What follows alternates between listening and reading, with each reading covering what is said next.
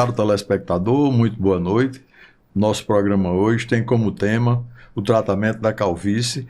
E para conversar conosco hoje sobre esse tema tão importante para a nossa autoestima, convidamos duas pessoas especialistas no assunto. Elas são a cirurgiã plástica Fernanda Serra, e que tem se destacado muito em Pernambuco por seus transplantes capilares. E a empresária Jussiana Silva, ela inaugurou recentemente uma clínica de saúde capilar com um tratamento inovador para a calvície. Boa noite, tudo bem com vocês? Boa noite, doutor, tudo bem? Boa noite, doutor Leão, um prazer estar aqui. Prazer é todo nosso ter duas pessoas tão qualificadas nesse tema para discutir aqui hoje conosco. Como eu já falei, esse tema é muito importante, certo? Do transplante capilar e da recuperação dos cabelos de todas as pessoas com a Jussiana. Então eu vou perguntar aqui, Fernanda, o que é exatamente um transplante capilar e como é que ele funciona? Bom, o transplante capilar, no transplante capilar a gente vai restaurar os fios que foram perdidos ao longo do evoluir da calvície. A calvície ela é uma doença crônica, então a pessoa vai perdendo esses fios ao longo da vida e o transplante capilar visa exatamente a gente restaurar isso que já foi perdido. Então a gente vai retirar o fio de uma área doadora que ainda esteja viável e vai transplantar para aquela área perdida. Por isso que a gente chama de transplante, a gente vai tirar de um lugar e colocar no outro. A gente vai redistribuir esses fios. E, Jussiana, o que é exatamente uma reprogramação capilar e como é que ela funciona para ajudar a não queda do cabelo, para a gente não chegar no estágio de ir para a doutora Fernanda? É exatamente o que a doutora Fernanda falou. Com o passar do tempo, o cabelo vai perdendo nutrientes e eles vão passando pelo processo de afinamento e eles começam a ficar adormecidos. É aí que entra a reprogramação. Nós fazemos um exame no paciente e a gente identifica que ainda existe bulbo capilar saudável, a gente devolve nutrientes que esse cabelo perdeu e, desta forma, ele reprograma a nascer novamente, para que daí então, mesmo que ele vá para um transplante capilar, vá com a área doadora bem saudável para que esse transplante seja maior sucesso. Doutora Fernanda, tem algum comentário adicional? Exato, porque realmente com o evoluir da calvície, os fios que a gente tem realmente dois caminhos quando o paciente chega pra gente com a queixa de perda de densidade capilar. A gente tem que realmente manter o que ele ainda tem, que entra muito o que a Juliana falou, de você tentar postergar a evolução dessa calvície, fazer isso de uma forma mais lentificada. E no outro caminho é você restaurar o que você já perdeu. Então eles vão sempre caminhar juntos aí essas duas situações. Ô, Jussiana, no sentido da restauração desses fios, existe alguma coisa nova, alguma evolução nos últimos anos que tenha evoluído muito? Sim, com certeza. Hoje nós utilizamos produtos biotecnológicos que eles vão ter respostas 3 vezes maior do que qualquer outro produto no mercado. Então a Revitafil ela trabalha hoje com o diagnóstico desse paciente, se seja um eflúvio, seja uma calvície, enfim. O diagnóstico definido, a gente tem hoje um blend para que cada paciente seja tratado de acordo com cada causa que ele traga. Fernanda, eu tenho 50 anos já de medicina, e quando eu comecei a ver implante de cabelo, era aqueles implantezinhos tipo boneca, né? Eu cheguei a fazer uns 2 ou 3 e até desisti, que os resultados pareciam umas plantações de coentro, certo? Bem isso. Hoje, com a evolução, o que é que tem de mais moderno no transplante capilar? Na verdade, o que a gente chama de um transplante capilar de alta performance, né, de alto padrão, é você manter a naturalidade do paciente. Você tem que olhar para aquele paciente, você não pode perceber que ele fez um transplante capilar. Ô, Fernanda, quais são os critérios para a gente saber se é um bom candidato a transplante capilar, a cor do cabelo, a quantidade do cabelo, a grossura do cabelo, o que é que a gente leva como parâmetro para indicar um transplante capilar? Primeiro de tudo, o paciente tem que estar bem de saúde. A gente tem que lembrar que o transplante capilar é uma cirurgia. E a gente, às vezes, tem visto pessoal muito menosprezado e banalizado o transplante capilar.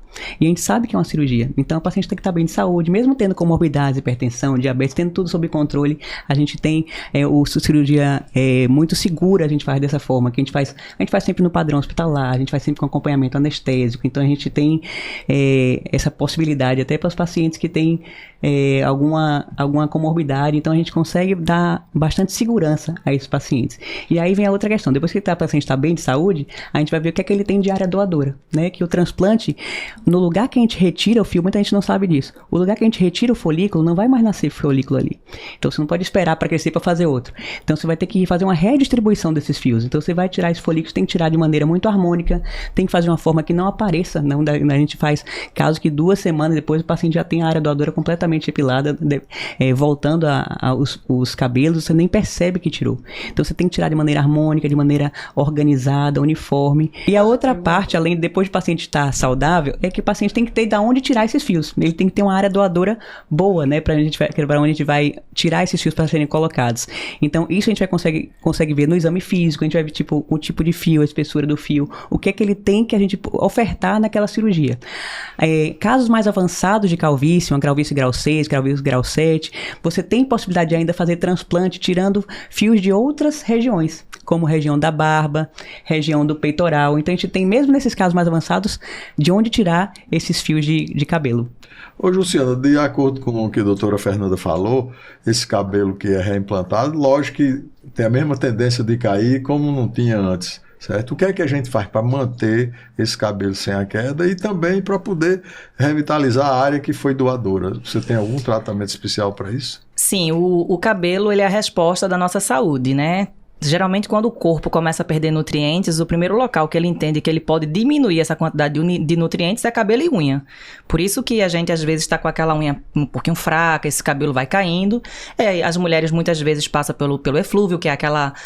o cabelo entra em fase de quedas em todos ao mesmo tempo, começa uma queda no volume muito alto. E quando a gente não faz nada, esse cabelo, a gente tende a sentir isso no volume.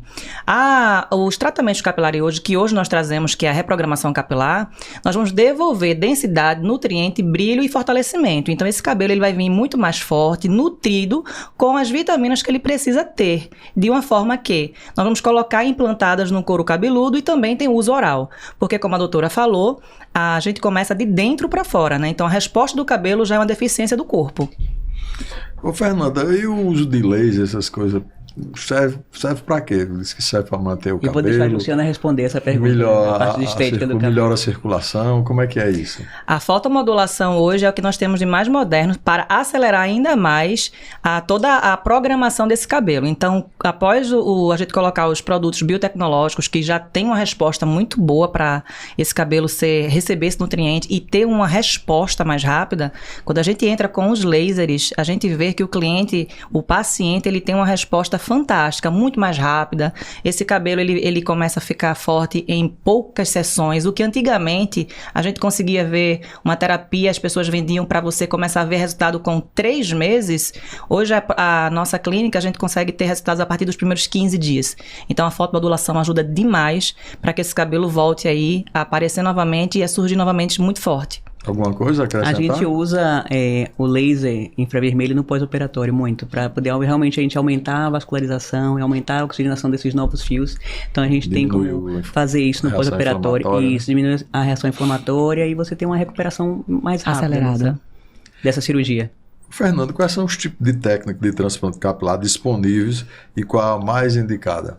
Pronto. Antigamente, como o senhor estava falando, a gente tinha a técnica do FUT, que era aquela cirurgia que você fazia um corte na cabeça do paciente, tirava uma tira de pele, e naquela pele você ia dividir e separar fio a fio para implantar. Hoje, a gente consegue, com a técnica do FUE, que é uma técnica que você tira fio a fio, muito mais naturalidade. Porque antigamente, querendo ou não, você sempre ia ter aquele estigma de ter aquela cicatriz no couro cabeludo. Então, o paciente não quer poder deixar o cabelo curtinho, ia ficar aí sujeito às variações do tipo de cicatrização.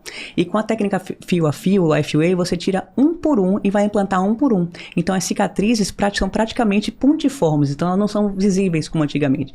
E aí você consegue, dessa forma, implantando fio a fio, dar muito mais naturalidade de colocar o fio exatamente na angulação que você quer, da maneira que você quer fazer aquele desenho do novo desenho do couro cabeludo. Então você consegue uma naturalidade e uma recuperação muito mais rápida desse paciente.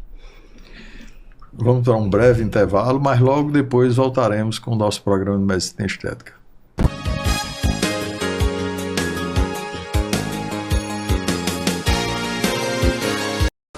Preenchedor ou bioestimulador? Qual o melhor? Você também já se fez essa pergunta? Eu sou a doutora Priscila Mergulhão e hoje eu vou te explicar tudo sobre isso. Fica comigo até o final.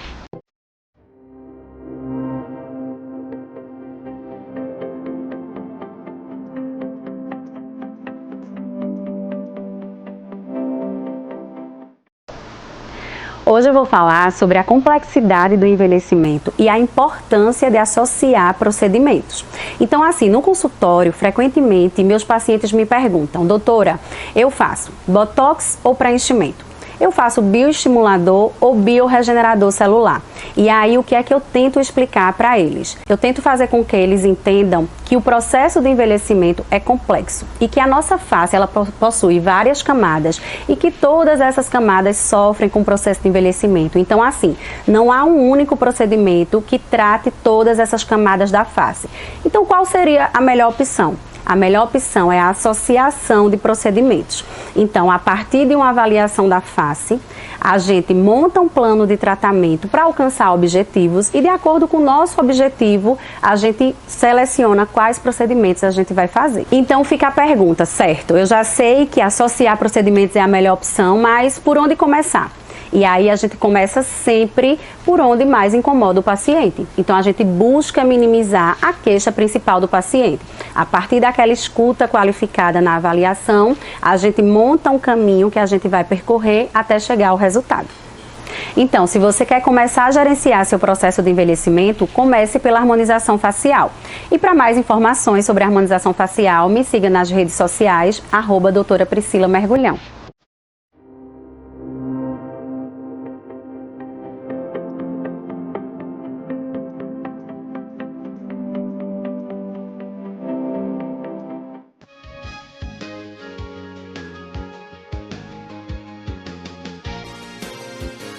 Voltamos com as nossas convidadas, a doutora Fernanda Serra e Jussiana Silva, hoje falando conosco sobre o tratamento da calvície. Jussiana, quais são os diferentes tipos de tratamento disponíveis no Revitafio? Bom, a gente traz hoje uma técnica exclusiva, onde nós depositamos os nutrientes necessários diretamente no bulbo capilar. É o que faz da Revitafio ser hoje a clínica de reprogramação com maior velocidade de resultado para quem sofre com a calvície ou queda de cabelo. Qual é esse adubo que você bota mesmo para não cair? Essa é a nossa fórmula, são diversos, são blends diferenciados com tudo que há de mais moderno do mercado, por exemplo, exossomos, trabalhamos hoje com células troncos, vitamina B, tudo que a gente entende que vai ser necessário diante da queixa do paciente. Então, se o paciente vai ter uma queda, como a doutora falou, né? Uma queda uma alopécia grau 4, grau 3, é um tipo de blend. Uma alopécia grau 1, 2 é outro tipo. E aí a gente vai montando isso de acordo com o diagnóstico.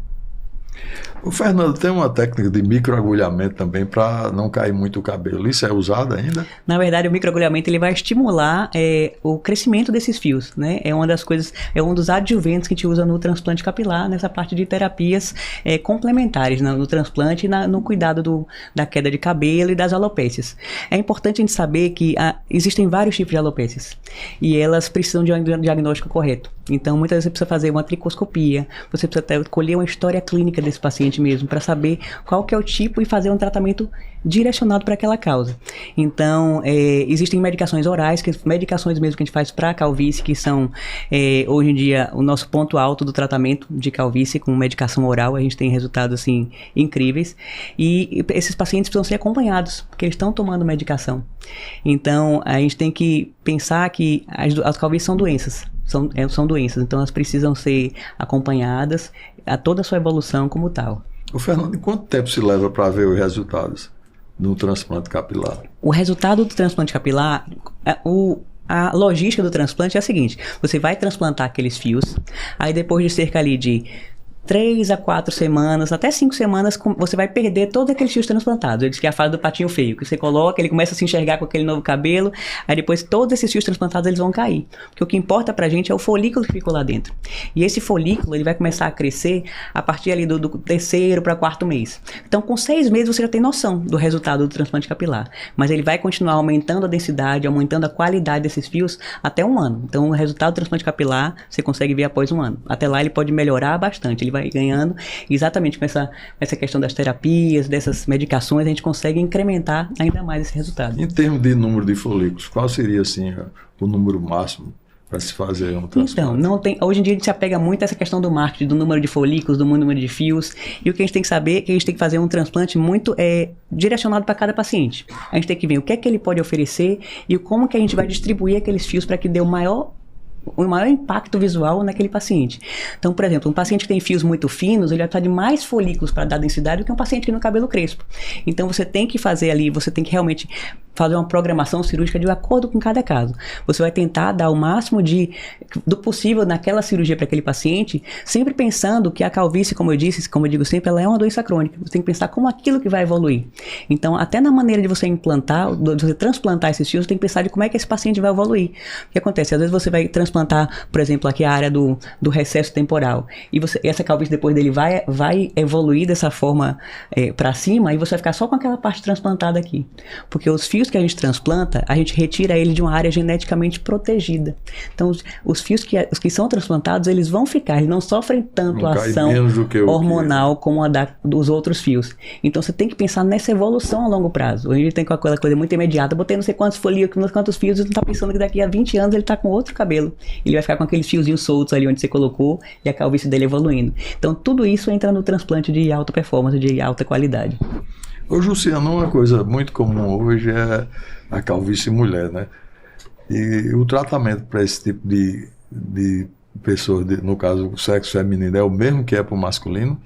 Não, a mulher ela não vai ter o distúrbio do DHT, né, doutora? Isso. Que já é algo crônico que o homem já traz, como a doutora falou, é genético, não tem cura. O paciente diagnosticado com esse tipo de deficiência, ele tem que entender que ele tem que tratar para o resto da vida. As mulheres que também são acometidas pela alopécia já têm outros fatores que geralmente os resultados nas mulheres são mais rápidos, justamente por elas não terem É porque nas mulheres tem várias causas de alopecia que não necessariamente são só essa genética hormonal como a androgenética. As mulheres também têm alopecia androgenética, que é essa dos homens, que vai evoluindo. Mas as mulheres passam ao longo da vida por muito período de eflúvio. Aquele eflúvio pós-parto, o eflúvio da menopausa. A resposta do tratamento para a calvície para a mulher vai depender do diagnóstico. Todo diagnóstico bem feito, como a doutora Fernanda falou, a gente tendo isso realmente identificado, a gente vai fazer um cronograma para ela de tratamento e muitas vezes elas já saem muito satisfeitas já no primeiro ciclo, que são dos primeiros 3 meses. A gente já consegue reverter bastante. Essa mulher já para de cair o cabelo, ela já começa a ter os cabelos viçosos novamente. A gente teve um diagnóstico que ela não iria ter um bom resultado, mas fomos muito claros com ela, dizendo que caso ela quisesse tentar, a gente iria juntas ali buscar o melhor resultado, e o resultado final foi maravilhoso, com apenas 3 meses. Então esse é um grande exemplo de que as mulheres realmente, dentro do tratamento de terapia capilar, podem responder de uma forma mais rápida, sim, ao tratamento. Ô, Fernanda, e no caso cirúrgico, quando é o tratamento de uma alopécia feminina, o desenho do implante é diferente, o tipo de direcionamento de pelo, como é que funciona isso? No caso das mulheres, a grande resistência da mulher é você raspar o cabelo, né? Então, nas mulheres, a maioria das vezes a gente não faz a raspagem completa. Dependendo da quantidade de folículos que a gente precise, a gente consegue fazer uma janelinha que vai ficar escondida ali no rabo de cavalo, no cabelo dela, que ela não vai perceber que fez feita essa raspagem. Ou a gente pode fazer o transplante com fios longos, que você não precisa raspar, você vai tirando fio a fio deles longo. Tudo vai depender da quantidade de folículos que a gente precisa entregar para essa paciente. Então a gente consegue na mulher ser mais conservador nesse sentido. E o desenho anterior é o mesmo do homem? O desenho da mulher e do homem muda muito. A gente respeita muito o desenho que cada paciente tem, porque você consegue ter noção de onde você tinha folículo e não tem, e seguir aquele padrão que vai ser o mais natural para aquela face. Muito interessante, Fernando. Agora, para você em casa, vamos para um breve intervalo e logo depois voltaremos com outro bloco do Medicina Estética.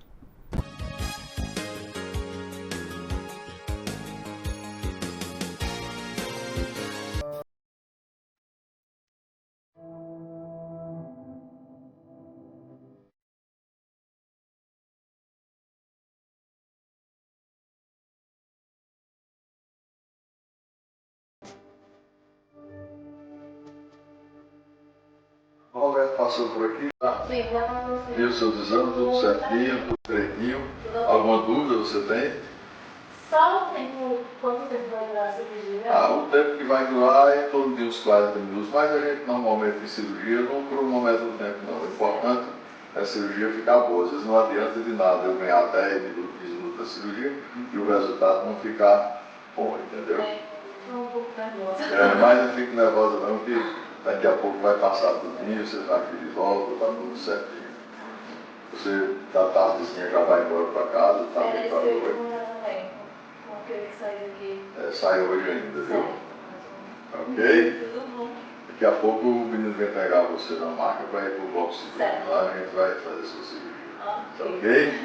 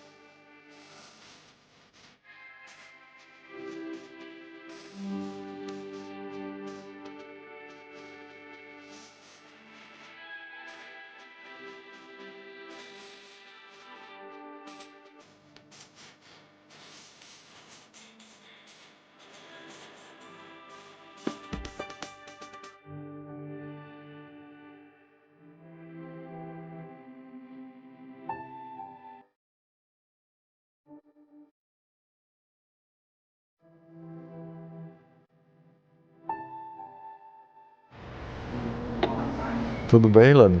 Tudo bem.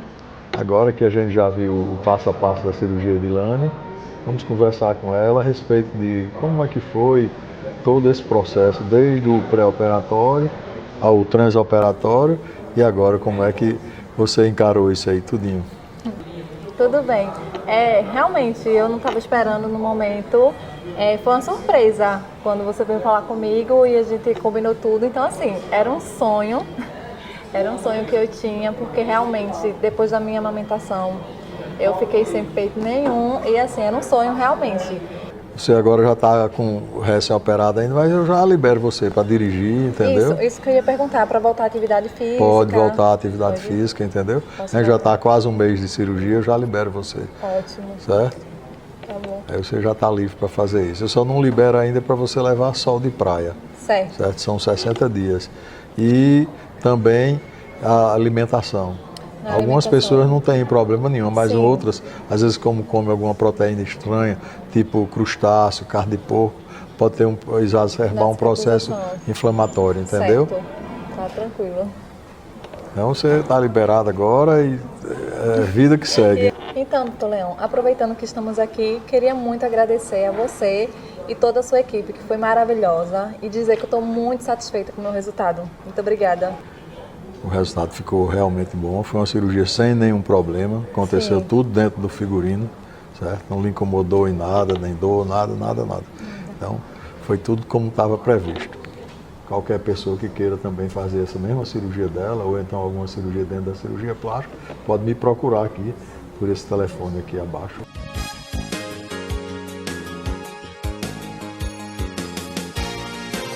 Voltamos com as nossas convidadas, a doutora Fernanda Serra e Jussiana Silva, hoje falando conosco sobre o tratamento da calvície. Fernanda, como é o processo de recuperação após o transplante capilar? Eu digo que pra gente que é cirurgião plástico, a gente vê cirurgias de lipoaspiração, de abdominoplastia, de mamoplastia, o transplante capilar, ele tem uma recuperação muito mais tranquila do que essas cirurgias. Então, no dia seguinte ao transplante, o paciente pode ter vida normal. Ele pode trabalhar, ele pode dirigir, ele vai ter algumas restrições em relação à área transplantada, né? Que a gente vai ter alguns cuidados pra gente manter aqueles folículos ali no lugar até que eles se fixem. Mas, do ponto de vista do dia a dia, é uma recuperação muito tranquila, sem grandes privações da sua rotina. Ô, Jussiano, dentro da sua área, alguma coisa para ajudar essa recuperação? Com certeza. Inclusive, após o transplante, a área doadora, ela vai passar pelo processo inflamatório, então a gente ajuda aí para minimizar esse processo e fazer com que esses novos fios, esses novos cabelos nasçam com mais saúde. Ô, Jussiano, a reprogramação capilar é eficaz em todos os tipos de calvície ou há limitações? Não, existem limitações, por isso é necessário a tricoscopia, para que a gente possa verificar se existe bulbo capilar. Existindo sim, nós damos início ao tratamento. Caso não, a gente realmente vai enviar esse paciente para o cirurgião plástico para fazer o transplante capilar. Alguma coisa a acrescentar, Fernanda? Não, acho que é isso. Acho que o principal manejo da calvície é você realmente identificar a causa e tratar ela corretamente. Fernando, você considera importante os tratamentos terapêuticos no pré e pós-transplante capilar? Sim, como eu disse, a calvície é uma doença crônica. Então, independente do transplante, o paciente precisa ser tratado, a questão da calvície. Então, ele precisa ir de tratamento clínico para realmente você fazer com que isso caminhe de forma mais devagar, que você diminua a rapidez da evolução dessa calvície, você freia aquele processo. Então, os tratamentos capilares entram muito nesse sentido. Alguma coisa a acrescentar nos tratamentos? Total a favor da doutora. Toda doença ela tem que ser diagnosticada e após o diagnóstico, sim, tomar a conduta correta para que minimize os efeitos dessa doença. Não é porque eu tenho isso na minha genética que eu vou ficar uma pessoa calva, com a autoestima lá embaixo e sem gostar de mim. Aí eu posso, sim, buscar o diagnóstico, retardar essa evolução dessa doença e ficar feliz comigo mesmo. Caro telespectador, esperamos ter tirado as dúvidas de vocês, a maioria delas, sobre calvície. E se alguém tiver mais alguma dúvida, se quiser encontrar a doutora Fernanda, vai encontrar onde? A gente pode encontrar pelo Instagram, né, que o Instagram hoje é nossa vitrine, e o meu Instagram é @doutorafernandaserra. Vai ser um prazer tirar as dúvidas de todos vocês. E Jaciana, eu sei que é da BioLaser, mas agora com essa coisa nova vai ser onde? Então, você pode encontrar a gente no Revita Fio, Parnamirim, que lá vamos também marcar uma consulta e iniciar o processo de diagnóstico. Muito obrigado pela Obrigada, entrevista doutor. de vocês. E você, telespectador, fique conosco, voltaremos após o intervalo.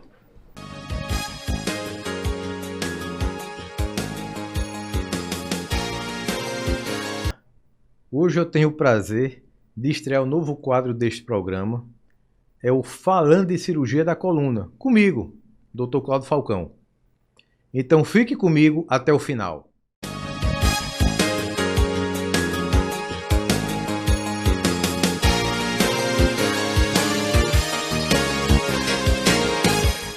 Para este episódio, eu convidei justamente um colega, também cirurgião, o titular do programa, Dr. Emílio Leão, para tirarmos algumas dúvidas da audiência sobre a cirurgia de coluna.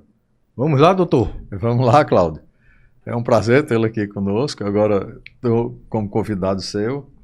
Mas algumas perguntas aqui do público para você. E uma delas, a primeira, é quais são as principais causas que levam um paciente a precisar de uma cirurgia da coluna? Bem, Leão, a cirurgia de coluna, ou qualquer procedimento, qualquer intervenção na coluna, é a última etapa do processo. A grande maioria das doenças da coluna a gente consegue tratar com o tratamento que a gente diz conservador. Medicações e fisioterapia, uma reabilitação. Na grande maioria a gente consegue isso. Naquela minoria que não melhora dessa forma, a gente tem uma série de procedimentos que a gente chama de minimamente invasivos, onde são procedimentos percutâneos, rápidos, com altas no mesmo dia, questão de horas após o procedimento, com eficácia extremamente absurda para o controle da dor. Bom, Cláudio, e como é que a gente vai diferenciar uma dor nas costas, uma lombalgia comum, de um problema, vamos dizer assim, neurológico ou nevrálgico da coluna? Perfeito. Leão, isso é bem importante essa pergunta, porque toda dor merece ser investigada. A dor é um sinal do nosso corpo, do nosso organismo, de que algo não está funcionando bem. Então, começou com aquela dor nas costas, procura um especialista, onde ele vai te examinar, ouvir sua história, fazer alguns exames de imagem e chegar no diagnóstico. Muitas vezes a gente tem alterações na coluna só do ponto de vista biomecânico. Outras vezes a gente tem alterações que envolvem não só a biomecânica, como também o sofrimento nervoso, ou da medula, ou da cauda equina, ou dos nervos. E para cada um desses tem um tratamento adequado. Quais são os tipos mais comuns de cirurgia de coluna realizadas atualmente? Bem, quando a gente parte para a cirurgia de coluna, ou seja, aquele paciente que já tentou o tratamento medicamentoso, a fisioterapia, a reabilitação e não melhorou.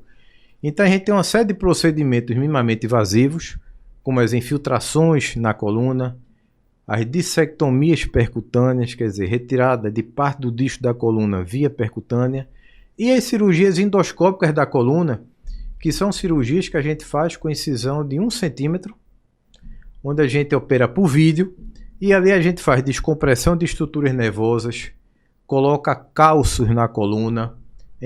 Tudo é o uso da tecnologia. É o uso da tecnologia. Em casos mais extremos, a gente consegue até fazer fixações da coluna, tudo por via endoscópica. Quando é que a cirurgia realmente é indicada e quando é possível tratar as pessoas com fisioterapia e medicamento? Como é que você vai distinguir uma coisa da outra? Bem, nas dores agudas, que são aquelas dores que ocorrem de forma abrupta, assim, ou traumática para algum evento, a gente sempre opta pelo tratamento conservador. Então a gente inicia o tratamento medicamentoso, mudanças de hábitos de vida, fisioterapia e reabilitação. Quando não melhora, ou quando isso dura mais do que 12 semanas, 3 meses, que isso aí fica crônico, aí a gente já começa a flertar com alguns procedimentos minimamente invasivos para controlar aquela dor. Porque a gente não pode deixar a dor ficar persistindo, que começa a ocorrer mecanismos de sensibilização secundária, sensibilização terciária, ou seja, o seu corpo, a sua medula, o seu cérebro vai se acostumando com a dor. E quanto mais isso ocorre, mais trabalhoso fica para tratar. Então a gente intervém de forma minimamente invasiva o quanto antes, nesses casos rebeldes ao tratamento conservador. Cláudio, quem quiser saber mais a respeito disso que a gente falou aqui, ou mais algumas outras coisas dentro da neurocirurgia na parte de coluna, ou até mesmo na parte cerebral, onde é que vai lhe achar, como é que vai lhe encontrar? Bem, inicialmente nas redes sociais eu tenho o Instagram, que é o @drclaudiofalcão. Ele é extremamente educativo, fala de várias alterações da coluna, doenças da coluna, procedimentos na coluna, depoimentos de pacientes lá. Então você se identifica bem e tira essa dúvida. E nas atividades de consultório, a gente tem um consultório ali nas Graças, no número 3416-0000. Terei o maior prazer de atendê-los e resolver o seu problema. Doutor Leão, muito obrigado pela sua participação.